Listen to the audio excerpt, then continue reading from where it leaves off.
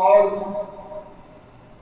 اور آپ کے ہر فعل و سکنات کی تابعداری اور پیروی کے لیے اللہ رب العزت نے نبی کریم صلی اللہ علیہ وسلم کو نمونہ بنایا اور اسوہ بنایا، اور جنہوں نے نبی کریم صلی اللہ علیہ وسلم کی اطاعت و فرمانبرداری کی وہ اس دنیا میں کامیاب و کامران ہوئے، اور جنہوں نے نبی کریم صلی اللہ علیہ وسلم کی نافرمانی کی وہ نافرمان و نامراد ہوئے، اور دنیا میں بھی ان کا کوئی حصہ نہیں ہے اور آخرت میں بھی کوئی حصہ نہیں ہے۔ محترم حاضرین،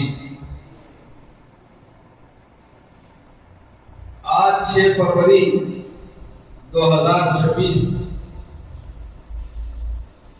ہمارا خطبہ کا موضوع ہے انفاق فی سبیل اللہ۔ میں نے آج اس موضوع کا اس لیے انتخاب فرمایا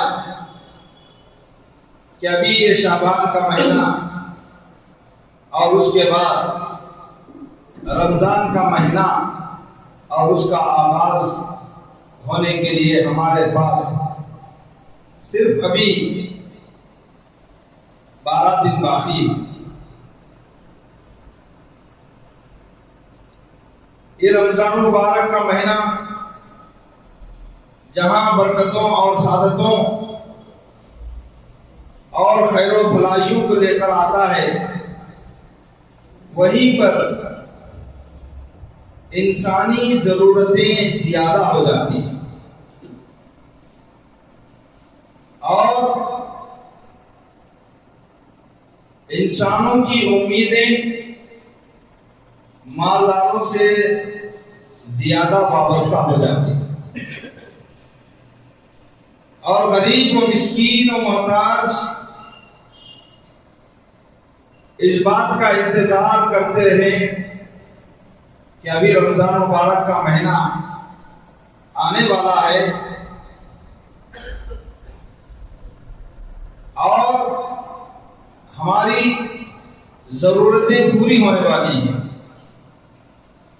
اس لیے کہ سرمایہ دار طبقہ اور مالدار طبقہ اس نیت سے اپنے مال کی زکات اور اپنے مال کا صدقہ کرتے ہیں کہ رمضان میں ان کے اس اجر کا، ان کے اس ثواب کا اجر دگنا کیا جائے۔ اللہ تعالیٰ ان کی ان نیتوں پر ان کی اس نیکی کا اجر دگنا فرماتے ہیں، اس لیے کہ ان کی نیت خیر و بھلائی اور اچھائی پر ہے۔ برادران اسلام اور پردہ نشین مائی اور بہنوں، اللہ تعالی جو اپنے بندوں کو مال عطا کرتا ہے، کسی بندے کو کم تو کسی کو زیادہ، جن بندوں کو اللہ تعالیٰ نے مال کی زیادتی عطا کرتا ہے انہیں مال خرچ کرنے کا بھی حکم دیتا ہے۔ انفاق فی سبیل اللہ کی ترغیب اللہ تعالیٰ ان بندوں کو دلاتے ہیں اور بخل اور کنجوسی سے منع کرتے ہیں۔ اللہ کا ارشاد ہے سورہ بقرہ میں، اللہ رب العالمین نے آیت نمبر 261 میں اللہ رب العالمین نے فرمایا، مثل الذین ينفقون اموالهم فی سبیل اللہ کمثل حبۃ انبتت 7 سنابل فی کل سنبلۃ 100 حبۃ واللہ یضاعف لمن یشاء واللہ واسع علیم۔ جو لوگ اپنا مال اللہ کی راہ میں خرچ کرتے ہیں ان کے مال کی مثال اس دانے کی سی ہے، اس بیج کی طرح ہے جو اس نے اس بیج کو زمین میں بویا اور ہونے کے بعد جس سے 7 بالیاں ہوگی اور ہر ایک بالی میں 100 دانے ہوں، اور اللہ جس کے مال کو چاہتا ہے زیادہ کرتا ہے، اور اللہ کی ذات بڑی وسعت والی ہے، اور اللہ رب العالمین سب کچھ جاننے والا ہے۔ اس آیت کریمہ سے معلوم ہوا کہ اگر آپ اللہ کی راہ میں 1 روپیہ خرچ کریں گے تو وہ ایسے ہے جیسے آپ نے 700 روپے خرچ کیے۔ اس کی دلیل کمثل حبۃ انبتت 7 سنابل فی کل سنبلۃ 100 حبۃ، فرمایا اس دانے کی سی ہے جس سے 7 بالیاں ہوگی اور ہر 7 بالیوں میں 100 دانے ہو گئے، تو کتنے ہو گئے؟ 7 سنابل فی کل سنبلۃ 100 حبۃ، 100 دانے ہو گئے۔ تو ہر ایک بالی میں اگر 100 دانے ہوں تو 700 دانے پیدا کیے جاتے ہیں، تو گویا 1 روپے کا اجر، 1 روپے کا ثواب اللہ تعالیٰ نے 700 روپیوں کا اجر عطا فرماتے ہیں۔ واللہ یضاعف لمن یشاء۔ اتنا ہی نہیں، اللہ کے در میں کسی بات کی کوئی کمی نہیں ہے، اللہ جس کے مال کو چاہتا ہے اور زیادہ کر دیتا ہے، اور اللہ کی ذات بڑی وسعت والی ہے، واللہ واسع علیم۔ تو اللہ کی راہ میں 1 روپیہ اگر خرچ کریں گے تو وہ ایسے ہے جیسے آپ نے 700 روپے خرچ کیے، یعنی اللہ تعالیٰ آپ کو اس کا ثواب 700 گنا یا اس سے بھی زیادہ عطا کرے گا۔ اس آیت میں اللہ رب العالمین نے کسی مہینے کی شرط نہیں قرار دی، نہ رمضان کی، نہ شعبان کی، نہ محرم کی۔ بس اللہ کی راہ میں بندہ اگر 1 روپیہ خرچ کرتا ہے تو اسے 700 روپیوں کا اجر اللہ رب العالمین عطا فرماتے ہیں۔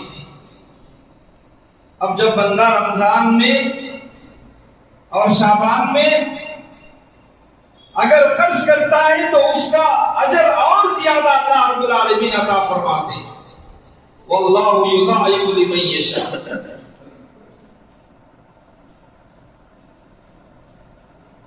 محترم حاضرین، آپ دنیا کے ان مالداروں کا مطالعہ کیجئے، ان کی داستان پڑھیے جنہوں نے مال کی زیادتی کی وجہ سے، مال کی کثرت کی وجہ سے انہوں نے اپنے آپ کو ہلاک کر لیا، اس لیے کہ وہ مال کی تقسیم کا طریقہ نہیں جانتے تھے۔ اور اسلام نے مال عطا کرنے کے بعد محتاجی، غریبی، فقیری، ان ساری چیزوں کی تبدیلی کے لیے اللہ رب العالمین نے جو سسٹم بنایا، جو نظام بنایا، وہ زکوٰۃ کا نظام بنایا، وہ عطیہ کا نظام بنایا، وہ اللہ کی راہ میں دینے کا نظام بنایا، وہ انفاق فی سبیل اللہ کا سولوشن اللہ رب العالمین نے بتایا۔ آدمی اپنے گھر میں جب زیادہ مال رکھتا ہے، باہر وہ آرام اور سکون سے نہیں رہ سکتا، اسے گھبراہٹ ہوتی ہے کہ اس کا مال کہیں چور اور اچک کے نہ اچک کر لے جائے، کہیں اس کی بینک کو لوٹ نہ جائے، اور کہیں اس کے خزانے کو نہ لوٹ لے۔ اللہ رب العالمین نے ان سرمایہ ان مالداروں کے لیے ان کے مال کے امن اور اطمینان کے لیے، ان کی خوشحالی کے لیے اور ان کے اس مال کے اندر اور برکت عطا کرنے کے لیے اللہ رب العالمین نے جو حل بتایا ہے وہ انفاق فی سبیل اللہ، اللہ کی راہ میں خرچ کرنے کا طریقہ اللہ رب العالمین نے بتایا۔ اس کی مثال ایسی ہے، اگر ایک آدمی کسی شخص کو کہے تم فلاں آدمی جو میرا دوست ہے آپ اس کو 100 روپے دے دیجئے، کل میں تمہیں اس کے بدلے 700 روپے لے کر دلاؤں گا، تو کیا شخص اسے 100 روپے دینے سے ہچکچائے گا، پیچھے ہٹے گا؟ ہرگز نہیں۔ ابھی گزشتہ چند سالوں پہلے بہت ساری کمپنیوں نے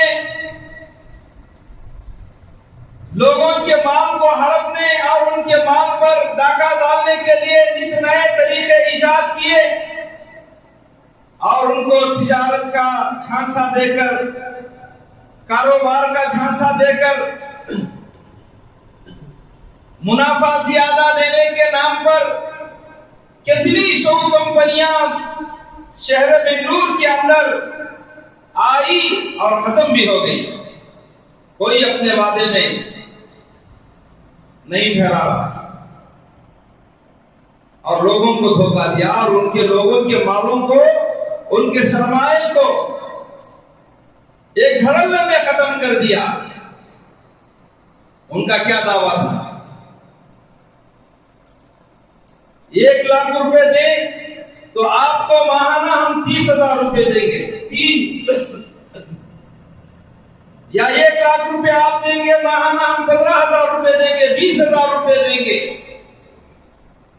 اس طرح کی فراڈ کمپنیوں نے مسلمانوں کی گزشتہ چند سالوں پہلے کمر کو توڑ دیا،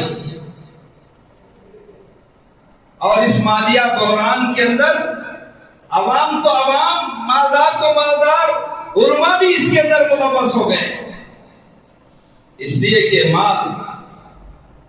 یہ مال کا زہر بڑا خطرناک ہے میرے بھائی۔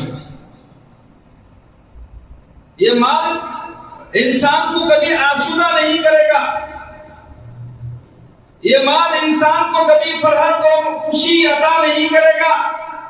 بظاہر آپ کو یوں معلوم ہوتا ہے کہ مال کے رہنے سے آپ کو بڑی خوشی ہوگی، آپ بڑے آرام اور فرحت گزار بن جائیں گے۔ نہیں میرے بھائیوں، یہ مال ایک دھوکہ ہے، اور یہ دنیا، اللہ رب العالمین اس دنیا کے اندر جو مال اولاد عطا کرتے ہیں ایک امتحان کے لیے۔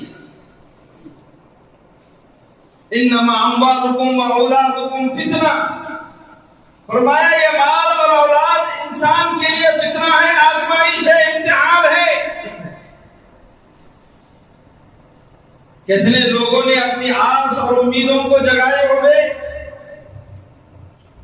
لاکھ روپے پر 10,000 روپے، لاکھ روپے پر 15 اور 20 25 ہزار روپے کے اس خواہش میں اپنے کروڑوں روپیوں کی جائیدادوں کو بیچ کر ان کمپنیوں میں لگا دیا۔ اس کا صلہ کیا ملا؟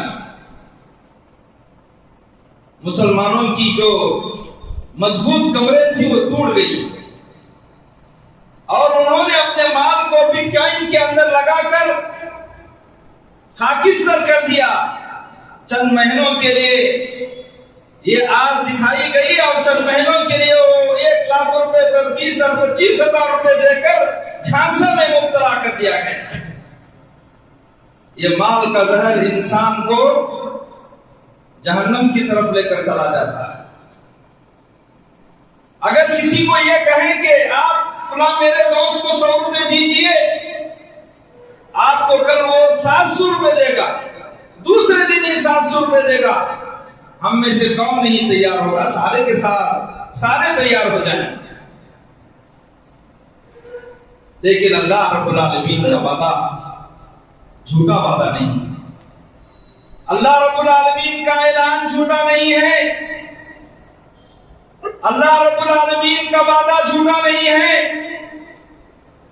وہ ہمارا رازق ہے، وہ ہمارا مالک ہے، وہ ہمارا پروردگار ہے، جس کی ہم عبادت و بندگی کرتے ہیں، کبھی وہ اپنے بندوں کو مایوس نہیں کرے گا میرے بھائی۔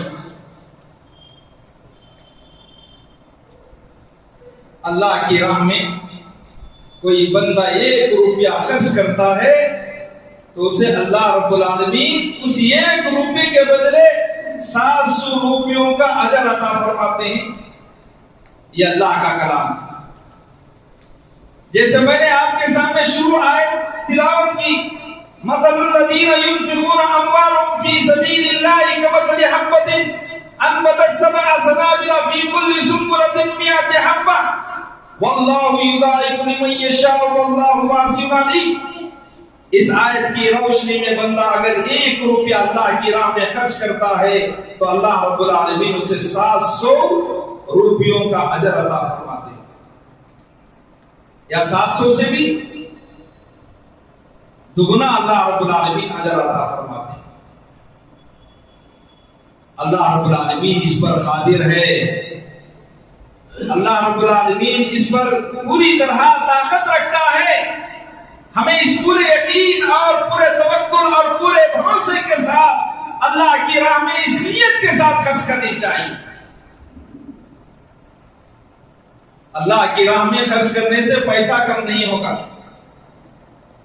امن اور سکون انسان کو حاصل ہوگا۔ فرمایا وَمَا تُقَدِّمُوا أَنفُسَكُم مِّن خَيْرٍ تَجِدُوهُ عِندَ اللَّهِ هُوَ خَيْرٌ وَأَعْظَمُ أَجْرًا۔ اللہ رب العالمین نے سورہ مزمل کے اندر ارشاد فرمایا وَمَا تُقَدِّمُوا أَنفُسَكُم، جو کار خیر بھی آپ اپنے لیے آگے بھیجیں گے اسے اللہ کی یہاں اس حال میں پائیں گے کہ وہ اصل عمل سے بہتر اور اجر کے لحاظ سے بہت بڑا ہوگا، اجر کے اعتبار سے بھی بڑا اور عمل کے اعتبار سے بھی بہتر۔ اللہ رب العالمین نے انسانوں کو یہ مال عطا کرنے کے بعد خرچ کرنے کے 2 طریقے بتائے۔ بعض جگہ سرن چھپ چھپا کر خرچ کرنا ہے، بعض جگہ علانیہ اعلان کر کے خرچ کرنا ہے۔ فرمایا اللہ رب العالمین الذین ينفقون اموالهم باللیل والنہار سرا وعلانیۃ فلهم اجرهم عند ربهم ولا خوف علیہم ولا هم یحزنون۔ سورہ بقرہ آیت نمبر 270 پر 4، اس آیت کے اندر اللہ رب العالمین کیا فرماتے ہیں؟ الذین ينفقون اموالهم باللیل والنہار سرا وعلانیۃ، جو لوگ اللہ کے دیے ہوئے مال میں خرچ کرتے ہیں رات و دن، سرن و علانیت، وہ چھپا کر بھی دیتے ہیں دکھا کر بھی دیتے ہیں۔ چھپا کر دینے والوں کو بھی اللہ رب العالمین فرما رہا ہے فَلَهُمْ أَجْرٌ عِندَ رَبِّهِمْ، ان کا اجر اللہ رب العالمین کے پاس بھرپور ہے۔ وَعَلَانِيَةً، اور اعلان کر کر دینے والوں کے لیے بھی اللہ رب العالمین فرماتے ہیں فَلَهُمْ أَجْرٌ عِندَ رَبِّهِمْ وَلَا خَوْفٌ عَلَيْهِمْ وَلَا هُمْ يَحْزَنُونَ۔ فرمایا کہ اللہ رب العالمین ایسے چھپا کر دینے والوں کو اور اعلان کر کے دینے والوں کے لیے جو اجر رکھا ہے، اور اجر کے ساتھ ان کو کوئی خوف اور ان کو کوئی دہشت اور انا و غم زدہ ہوگی۔ خوف و دہشت، یہ عطیہ، یہ خرچ کرنا، یہ انفاق انسان کو روز قیامت کے دن ان کا یہ صدقہ، ان کا یہ انفاق، ان کا یہ خرچ کرنا، قیامت کے دن اللہ رب العالمین 3 نتیجوں کا تذکرہ فرما رہے ہیں۔ فَلَهُمْ أَجْرٌ عِندَ رَبِّهِمْ، ان کے رب کے پاس تو اس کا اجر ضرور ملے گا، لیکن روز قیامت کہ اندر جو ہولناکی ہوگی، جو دہشت ہوگی، جو پریشانی لائق ہوگی، اپنے اعمال کے بارے میں آدمی سوچ کر جس ڈپریشن میں چلے جائے گا، فلا خوف علیہم، وہ ڈپریشن میں نہیں رہے گا، وہ کسی قسم کے خوف میں مبتلا نہیں رہے گا، وہ کھلے دل کے ساتھ، آزاد چہرے کے ساتھ، حشاش و بشاش وہ گھومتا پھرتا رہے گا۔ فلا خوف علیہم، ان کے اوپر کوئی خوف نہیں ہوگا، ولا هم یحزنون، اور غمزدہ بھی نہیں رہے گی۔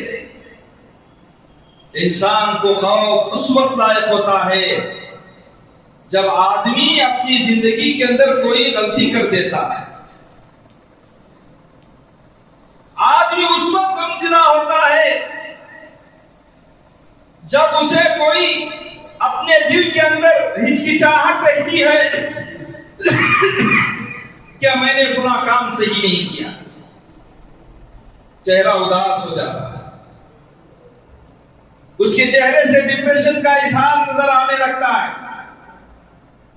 آپ اس طالب علم کو دیکھیں، اس اسٹوڈنٹ کو دیکھیں جو اپنے امتحان میں اگر امتحان لکھنے کے بعد اس کے اپنے سوال کے جواب پر پوری طرح اگر وہ مطمئن نہ رہا، اس کا چہرہ اداس رہے گا، اس کا چہرہ مرجھایا ہوا ہوگا، اس لیے کہ میں نے جو سوال کا جواب لکھا ہے میں مطمئن نہیں۔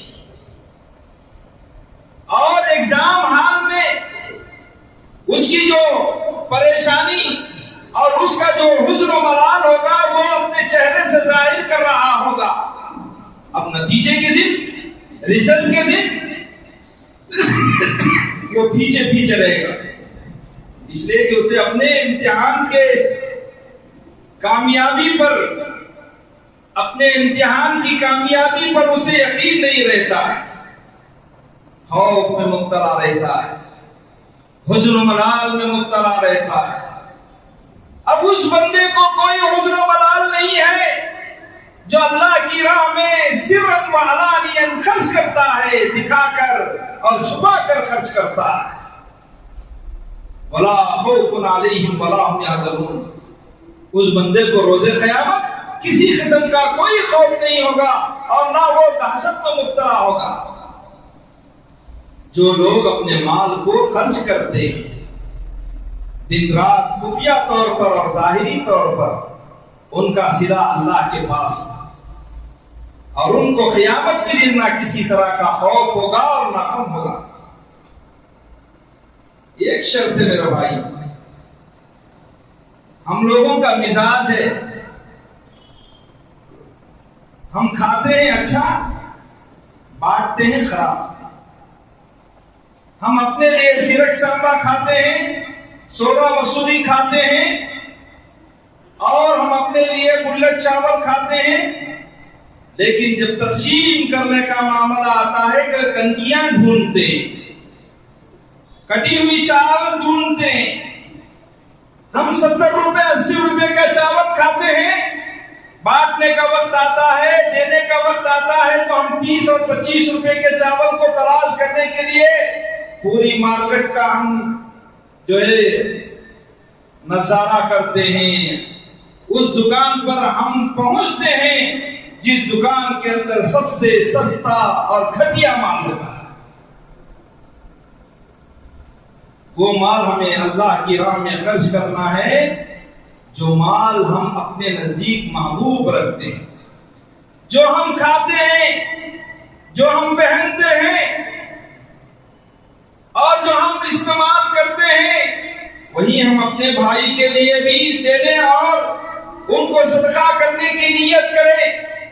فرمایا محبوب مال کرنے کی فضیلت کیا ہے؟ اللہ رب العالمین نے سورہ آل عمران کے اندر شرط فرمایا لن تنالوا البر حتى تنفقوا مما تحبون وما تنفقوا من شيء فإن الله به عليم۔ تم اس وقت تک نیکی ہرگز نہیں پا سکتے، صدقہ تو ہم نے کرنا ہے، لیکن دل کے اندر ہم نے کھوٹ رکھ کر، دل کے اندر ہم نے ہچکچا کر ہم نے اس مال کو خرچ کیا. محبوب مال نہیں، مبغوض مال، پسندیدہ مال نہیں، ناپسندیدہ مال. ہم کبھی اپنے لیے استعمال نہیں کرتے، اپنے بیوی بچوں کے لیے استعمال نہیں کرتے، ایسے مال کو ہم اللہ کی راہ میں دیتے ہیں. فرمایا لن تنالوا البر حتى تنفقوا مما تحبون وما تنفقوا من شيء فإن الله به عليم. تم اس وقت تک نیکی ہرگز نہیں پا سکتے جب تک اس چیز میں سے خرچ نہ کرو جو تمہیں محبوب ہو، پسندیدہ ہو. اور جو کچھ تم خرچ کرتے ہو اللہ تعالیٰ اسے خوب جانتا ہے. اللہ تعالیٰ ہماری نیتوں کو اچھی طرح جانتا ہے. وہ لطیف الخبیر. اللہ تعالیٰ باریک بین دل کے چھوٹے چھوٹے ارادوں اور چھوٹے چھوٹے رازوں کو اور دل کے اندر پیدا ہونے والے خیالات کو بھی اللہ رب العالمین جانتے ہیں.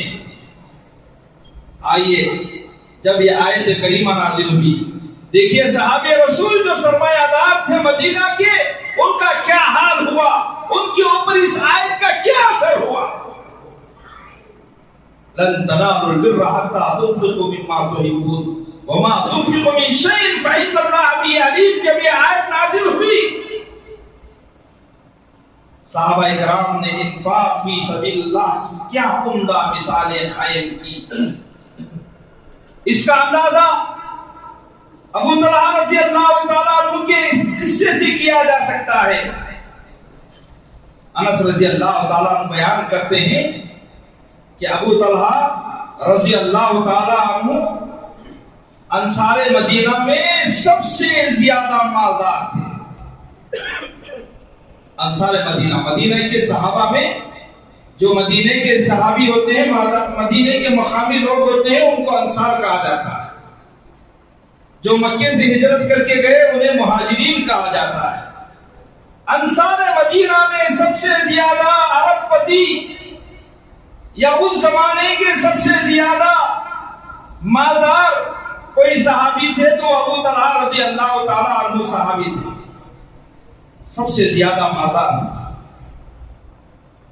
انہیں اپنے اموال میں سب سے زیادہ محبوب مال ایک باغ تھا جو مسجد نبوی کے سامنے واقع تھا. آج بھی مسجد نبوی جو بڑی کی گئی ہے، وسیع کی گئی ہے، ابو طلحہ رضی اللہ تعالیٰ عنہ کا باغ اس وسیع کردہ مسجد کے اندر داخل ہو چکا ہے. سب سے زیادہ محبوب مال ان کے نزدیک باغ تھا جو مسجد نبوی کے سامنے واقع تھا. رسول اکرم صلی اللہ علیہ وسلم اس میں جایا کرتے تھے. اس باغ میں اس میں سے ایک نہر نکلتی تھی، اس نہر سے نبی کریم صلی اللہ علیہ وسلم اس عمدہ پانی کو پیا کرتے تھے اور وہاں کے اس باغ کی اعلیٰ عمدہ کھجوریں اللہ کے رسول صلی اللہ علیہ وسلم کبھی کھایا کرتے تھے.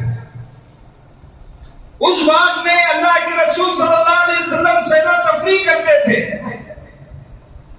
جو بڑا خوشنما باغ اور بڑا پھلدار باغ، جس باغ کے اندر نہر جا رہی ہو اور کھجوروں کے اس درختوں کے اندر پوری طرح کھجوریں لگی ہوئی ہو اور اللہ کے رسول صلی اللہ علیہ وسلم اس نہر سے آپ جو ہے اپنی پیاس گزار رہے ہیں، کھجور کھا رہے ہیں. اللہ کے نبی صلی اللہ علیہ وسلم کو بھی وہ باغ بڑا عمدہ اور بڑا محبوب اور بڑا پسندیدہ تھا. جب یہ آیت نازل ہوئی لن تنالوا البر حتى تنفقوا مما تحبون، ابو طلحہ رضی اللہ تعالیٰ عنہ نبی کریم صلی اللہ علیہ وسلم کے پاس دوڑ کر آتے ہیں اور کہتے ہیں اللہ کے رسول صلی اللہ علیہ وسلم، اللہ تعالیٰ نے اپنی کتاب میں یہ فرماتا ہے لن تنالوا البر حتى تنفقوا مما تحبون وما تنفقوا من شيء فإن الله به عليم. اے اللہ کے رسول صلی اللہ علیہ وسلم، یہ جو باغ ہے جس کی نہر سے آپ سیراب ہوتے ہیں، میں یہ اللہ کی راہ میں صدقہ کرنے کی نیت کر لیا، لہذا آپ کے ہاتھ میں اس باغ کو حوالے کرتا ہوں، آپ جیسا چاہیں آپ اس کو خرچ کریں. رسول اللہ صلی اللہ علیہ وسلم نے فرمایا بخ ذالک مال رابح، ذالک مال رابح. آپ نے 3 مرتبہ فرمایا ذالک مال رابح. اے ابو طلحہ تمہیں کیا ہو گیا؟ بس کرو، بخ خاموش رہ جاؤ. ذالک مال رابح، یہ مال بڑا نفع دار مال ہے، بہت خوب اور عمدہ نفع دینے والا یہ باغ ہے، یہ نفع بخش مال ہے، یہ نفع بخش مال ہے. لیکن میرا خیال ہے کہ تم اسے اپنے رشتہ داروں میں تقسیم کرو. اللہ کے نبی صلی اللہ علیہ وسلم اگر آج کے علماء ہوتے،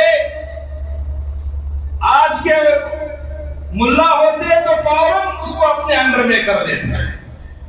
اللہ کے نبی صلی اللہ علیہ وسلم نے فرمایا اے ابو طلحہ یہ مال تو بڑا نفع بخش مال ہے، یہ کھیت تو بڑا نفع بخش باغ ہے، لیکن میرا خیال ہے کہ تم اسے اپنے رشتہ داروں میں تقسیم کرو. چنانچہ انہوں نے اسے اپنے رشتہ داروں اور چچیرے بھائیوں میں بانٹ دیا، اپنے رشتہ داروں اور چچیرے بھائیوں میں بانٹ دیا.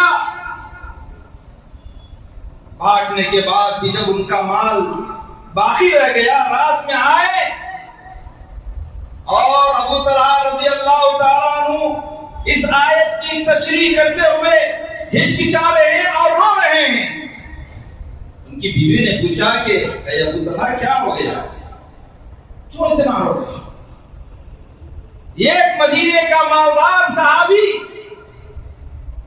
دیکھیے ان کی بیوی نے پوچھا کہ اے ابو طلحہ کیوں رو رہے ہو، کیا وجہ ہے؟ فرمایا کہ میں نے سارا باغ تو تقسیم کر دیا، لیکن کچھ اور چیزیں ہیں جو میں تقسیم کرنا چاہتا ہوں. لا تسألن یومئذ عن النعیم، میں اللہ کے پاس قیامت کے دن ایک ایک نعمت کے بارے میں پوچھا جاؤں گا. اللہ تعالیٰ نے آج مجھے ان انعامات سے مالا مال فرمایا ہے، کل قیامت کے دن اللہ تعالیٰ مجھے ایک ایک چیز کے بارے میں، ایک ایک نعمت کے بارے میں پوچھے گا. لا تسألن یومئذ عن النعیم، ایک ایک نعمت کے بارے میں کہاں سے جواب؟ دیکھیے بیوی ہو تو ایسی بیوی، انہوں نے کہا کہ جاؤ، ابھی رات کا اندھیرا ہے، کوئی بغیر چادر کے سو رہا ہے، کوئی بغیر چھت کے سو رہا ہے، آپ اپنا جو مال ہے مدینے کے ان فقراء اور محتاجوں اور مسکینوں میں تقسیم کر دو. اللہ اکبر. ابو طلحہ رضی اللہ تعالیٰ عنہ نکلتے ہیں، بے سہاروں کو سہارے کا انتظام کر دیتے ہیں، لاچاروں کو ان کی لاچارگی دور کر دیتے ہیں، غریبی اور محتاجی کو دور کرنے کا وہ سارا مال تحفے میں دے دیتے ہیں. کوئی نفع انہوں نے نہیں دیا. اللہ رب العالمین نے بندے سے جو چاہتا ہے وہ مال چاہتا ہے جو محبوب مال ہے، پسندیدہ مال. ایک مقام پر اللہ تعالیٰ نے سخت تنبیہ کی ہے بخالت سے، کنجوسی سے. اگر تم بخل کرتے رہو گے تو اللہ کی راہ میں خرچ نہیں کرو گے تو یاد رکھ لو کہ ہم تمہیں ختم کر کے دوسری قوم کو لے کر آئیں گے. اللہ اکبر. صرف کنجوسی کی وجہ سے اللہ تعالیٰ قوموں کو بدل دیتا ہے، قوموں کو بدل دیتا ہے. کس سے؟ کنجوسی سے، بخالت سے. اللہ رب العالمین نے فرمایا ہا انتم ہؤلاء تدعون لتنفقوا في سبيل الله فمنكم من يبخل ومن يبخل فإنما يبخل عن نفسه والله الغني وأنتم الفقراء. اللہ رب العالمین نے فرمایا کہ اگر تم بخالت سے کام لو گے، کنجوسی سے کام لو گے، اللہ رب العالمین نے فرمایا وَإِن تَتَوَلَّوْا يَسْتَبْدِلْ قَوْمًا غَيْرَكُمْ ثُمَّ لَا يَكُونُوا أَمْثَالَكُمْ. سورہ محمد آیت نمبر 30 پر 8 میں اللہ رب العالمین نے فرمایا دیکھو تم وہ لوگ ہو جو اللہ کی راہ میں خرچ کرنے کے لیے بلائے جاتے ہو، تو تم میں سے ایسے شخص بھی ہیں جو بخیلی کرنے لگتے ہیں. جو بخیلی کرتا ہے وہ اپنے آپ سے ہی بخیلی کرتا ہے، اور اللہ تو بے نیاز ہے، تم ہی اس کے محتاج ہو۔ اگر تم منہ پھیرو گے تو وہ تمہاری جگہ دوسرے لوگوں کو لے آئے گا، وہ تم جیسے نہیں ہوں گے، وہ تم جیسے نہیں ہوں گے، بلکہ وہ اللہ کی راہ میں خرچ کرنے والے۔ سورہ سبا میں اللہ تعالیٰ نے ذکر کیا کہ تم لوگ جو کچھ بھی خرچ کرو، زیادہ یا کم، اللہ تعالیٰ جو سب سے بہتر رزق دینے والا ہے، وہ اس کی جگہ تمہیں اور مال عطا کرتا ہے۔ وَمَا أَنفَقْتُم مِّن شَيْءٍ فَهُوَ يُخْلِفُهُ وَهُوَ خَيْرُ الرَّازِقِينَ۔ فرمایا اور تم جو کچھ خرچ کرو وہ اس کی جگہ تمہیں اللہ تعالیٰ اور دیتا ہے، اور وہی سب سے بہتر رزق عطا کرنے والا ہے۔ ان آیات کریمہ کا خلاصہ یہ ہے کہ اللہ تعالیٰ نے ہمیں اپنی راہ میں مال خرچ کرنے کی ترغیب دلائی، اور اس کا اجر و ثواب کا ذکر بھی اللہ تعالیٰ نے کیا ہے۔ اس بنا پر رسول اکرم صلی اللہ علیہ وسلم بھی بہت زیادہ اپنا مال خرچ کیا کرتے تھے، اور دوسروں کو بھی اس کی ترغیب دلایا کرتے تھے، اور بخل اور کنجوسی کی آپ مذمت کیا کرتے تھے۔ محترم حاضرین، ان آیتوں سے ہمیں اس بات کا پتہ چلتا ہے کہ ابھی چونکہ رمضان مبارک کا مہینہ ابھی ہمیں آنے والا ہے، ہمارے اوپر سایہ فگن ہونے والا ہے، تو اس لیے اس رمضان کے آنے سے پہلے ہمیں چاہیے کہ ہم صدقہ و خیرات اور اللہ کی راہ میں انفاق فی سبیل اللہ کے جتنے راستے ہیں، ان تمام راستوں کو ہم جو ہے اللہ کی راہ میں خرچ کرنے کے لیے آگے بڑھیں۔ اس میں افطار الصائم، روزے داروں کو افطار کرانا، روزہ رکھنے والوں کی سحری کا اہتمام کرانا، یہ بہت بڑے اہم کام ہیں جو اپنی مسجد کے علاقوں کے لوگ جو روزہ تو رکھتے ہیں لیکن مسجدوں پر ان کی نگاہیں ٹکی ہوئی رہتی ہیں۔ افطار کے وقت غریب محلے میں، غریب طبقے میں جو مساجد ہوتے ہیں، وہاں پر ایسے لوگ غریب تو ہوتے ہیں لیکن روزہ تو رکھتے ہیں، لیکن افطار کا انہیں جو اہتمام مساجد کے اندر کیا جاتا ہے وہ اس کا انتظار کرتے ہیں۔ افطار الصائم، روزے داروں کو افطار کرانا، روزے داروں کے لیے سحری کا اہتمام کرنا۔ محترم حاضرین، اس مسجد میں بھی ان تمام اہل محلہ کے، ان تمام مسلموں کے لیے، غیر مسلموں کے لیے، محلے کے تمام افراد اور بچوں کے لیے بھی اس مسجد میں افطار کا اہتمام کیا جاتا ہے جو برسوں سے چلا آ رہا ہے۔ لیکن ہم دیکھتے ہیں کہ میں نے ایک دو روزے یہاں پر کھولے، دیکھتا ہوں کہ دستر پر کچھ نہیں ہوتا ہے اور کھانے والے زیادہ ہوتے ہیں، اسے اس سسٹم کو بدلا جائے۔ 2000 روپے دن کے خرچ ہوتے ہیں، ہم میں سے کوئی 30 آدمی اگر 2000 دینے کے لیے تیار ہو جائے تو سارا رمضان بھرپور جو ہے افطار کرایا جائے گا، اور پھر جو ہے اس مسجد میں افطار کرنے والوں کی جو امیدیں وابستہ ہیں وہ جو ہے یہاں کر اپنا افطار اطمینان کے ساتھ کر سکتے ہیں۔ آگے بڑھیے، یہی مسجد نہیں ہے بلکہ اپنے تمام محلے کی مسجدوں کے لیے آپ اس کا اہتمام کیجئے، اس کے لیے پلاننگ کیجئے، اس کے لیے منصوبہ بنائیے۔ کوئی جو ہے روزے دار ہماری اپنی مسجد سے جو امید لگایا ہوا ہے وہ بھوکا نہ جائے، بلکہ اس افطاری کے اندر پورا اہتمام ہو۔ محترم حاضرین، اس لیے رمضان مبارک کا مہینہ آ رہا ہے تو بڑی رحمتیں جب لے کر آ رہا ہے تو ان رحمتوں کے اندر اللہ کی راہ میں انفاق فی سبیل اللہ، اللہ کی راہ میں خرچ کرنا بھی ایک بڑا اجر کا کام ہے۔ اسی لیے میں نے آج اس موضوع کا انتخاب کیا ہے۔ اللہ تعالیٰ سے دعا ہے کہ اللہ تعالیٰ ہم تمام کو صحیح معنی میں رب العالمین کی آیات سمجھنے، سننے اور اس پر عمل کرنے کے رب العالمین توفیق عطا فرمائے۔ نبی کریم صلی اللہ علیہ وسلم کی احادیث مبارکہ کو سمجھنے اور اس پر عمل کرنے کے رب العالمین توفیق عطا فرمائے۔ آمین۔ وآخر دعوانا الحمدللہ۔